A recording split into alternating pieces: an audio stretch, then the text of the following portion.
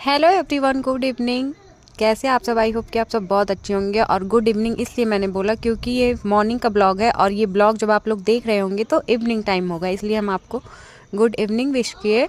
और ये हमारे गांव का रास्ता है। हम नहा वहा के रेडी हो गए थे और चले गए थे दूध लेने।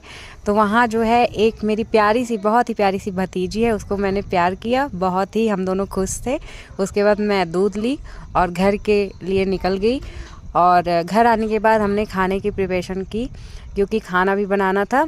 और ये कुछ दिन पहले का ब्लॉग है जो कि अब जा रहा है, इसमें मैंने कनेक्ट कर दिया है। मैं और मेरी दी हम लोग गए थे मौसी के यहाँ घूमने।